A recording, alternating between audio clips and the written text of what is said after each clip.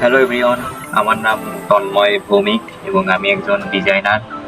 আমি এই ইউটিউব চ্যানেলটা শুরু করেছি এই কয়েকদিন ধরেই, আজকে থেকেই শুরু করেছি। তবে প্রথমে আমরা দেখে নেব যে এই ধরনের ছবি থেকে আপনারা কিভাবে এই ধরনের একটা থাম্বনেল তৈরি করবেন, এটার একটা ব্রেকডাউন দেওয়ার চেষ্টা করব। আমি ইউটিউব চ্যানেলটা নতুন খুলেছি, আপনারা পাশে থাকতে এই ধরনের ভিডিও আমি প্রতিনিয়ত দেওয়ার চেষ্টা করব, আশা করি পাশে থাকবেন।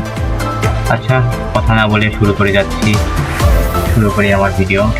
ওকে, প্রথমে এই ধরনের ছবি আমরা এক জায়গায় ঘুরতে গিয়েছিলাম। এটা হলো আমি আর আমাদের বন্ধুগণ, আমরা পাবনা গিয়েছিলাম। তাই আমরা চিন্তা ভাবনা করলাম যে কিভাবে একটা থাম্বনেল তৈরি করা যায়। তারপরে আর কি, এই ছবির থেকে এই ছবি, চলেন শুরু করা যাক। প্রথমে আমরা সব লেয়ারটাকে অফ করে নেই, সব কিছু, তাহলে বুঝতে সুবিধা হবে।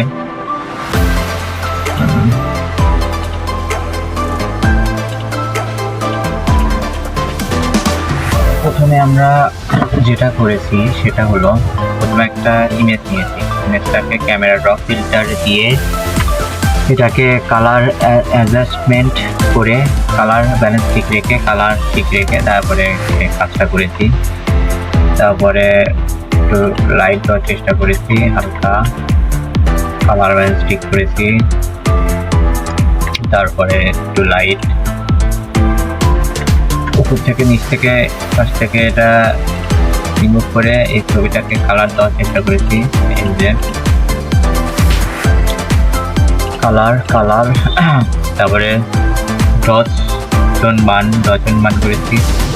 Colour balance, curve, vibrant, curve, balance, তারপরে আবার কালার ব্যালেন্স।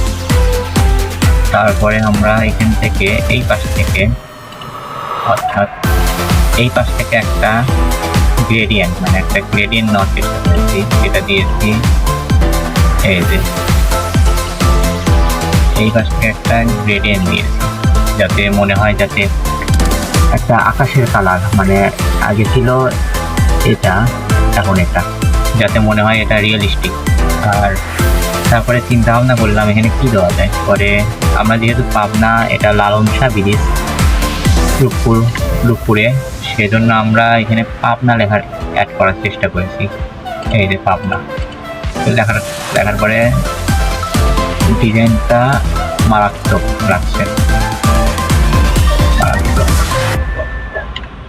তারপরে আমরা আবার কালার ব্যালেন্স দিয়েছি, আবার কালার ব্যালেন্স ঠিক করেছি, আবার কালার দিয়েছি, কালার লুকআপ দিয়েছি। তারপরে আবার নিচ থেকে একটা গ্রেডিয়েন্ট দিয়েছি। এই আমাদের ফাইনাল লুক। ওকে, যদি ভালো লেগে থাকে অবশ্যই আমার চ্যানেলটি সাবস্ক্রাইব করবেন, পাশে থাকবেন। আমি এই ধরনের কাজগুলো, যেগুলো কাজ করব, আপনাদের মাধ্যমে শেয়ার করার চেষ্টা করব, আশা করি। ধন্যবাদ।